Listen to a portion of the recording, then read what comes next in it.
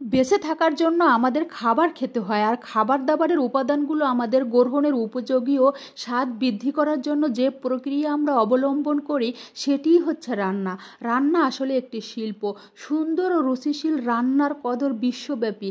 আমাদের জীবনযাত্রার সঙ্গে তাল মিলিয়ে পাল্টাচ্ছে রান্নাবান্নার কৌশল ও ধরন। হ্যালো এভরিওয়ান, আসসালামু আলাইকুম, welcome to my another blog.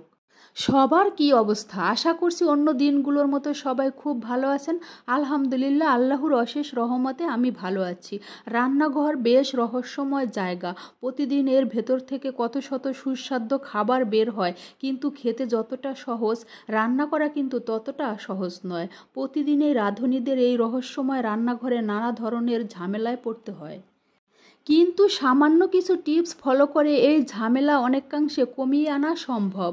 Number 1, পাতিলে ঢাকনা দিয়ে রান্না করুন।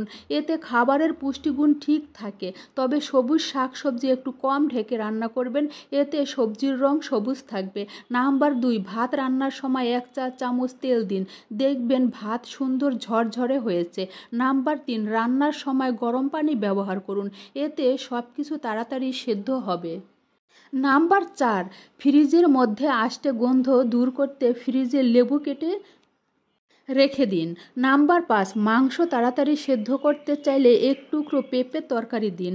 নাম্বার 6, মাছ মাংসের ডিমের ঝোলে লবণ বেশি হলে কয়েক টুকরো সেদ্ধ আলু ভেঙে দিন, স্বাদ ঠিক হয়ে যাবে।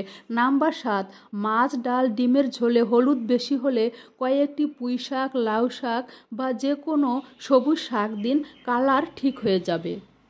নাম্বার 8, মাছ মাংস ভাজার সময় তেল ছিটা রোধ করতে একটু লবণ ছিটিয়ে দিন। নাম্বার 9, ডিম সিদ্ধ করার সময় পানিতে সামান্য লবণ দিন, এতে ডিমের খোসা তুলতে সহজ হবে। নাম্বার 10, চাল ও ডালের কৌটায় কয়েকটি নিম পাতা বা তেজপাতা রেখে দিন, এতে সহজে পোকা ধরবে না। নাম্বার 11, চিনির বয়মে কয়েকটি লবঙ্গ রেখে দিন, পিঁপড়ে বাপ বাপ করে পালিয়ে যাবে। নাম্বার 12, বেগুন ভাজার কিছু সময় আগে লবণ হলুদ মেখে রাখুন, তাহলে তেল কম লাগবে। নাম্বার 13, কাঁচামরিচের বোটা ফেলে পানি শুকিয়ে কাগজের প্যাকেটে সংরক্ষণ করলে বেশি দিন ভালো থাকবে। নাম্বার 14, আচার তেলে ডুবিয়ে রাখলে এবং খাওয়ার সময় পরিষ্কার চামচ ব্যবহার করলে ফাঙ্গাস পড়বে না। নাম্বার 15, পেঁয়াজ কাটার আগে খোসা ছাড়িয়ে পানিতে ভিজিয়ে রাখুন, তাহলে চোখে পানি আসবে না। টিপস দিতে দিতে সব রান্নাবান্না শেষ। এবার কাঁঠালের বিচি ভর্তা করতে করতে আমি আমার ভিডিওটি শেষ করব। কাঁঠালের বিচি আমি ভেজে পাটায় ছেঁচে নিয়েছিলাম, ছেঁচে নিয়ে পেঁয়াজ মরিচ লবণ দিয়ে আমি মেখে নিচ্ছি। সবাই ভালো থাকবেন, সুস্থ থাকবেন, আল্লাহ হাফেজ।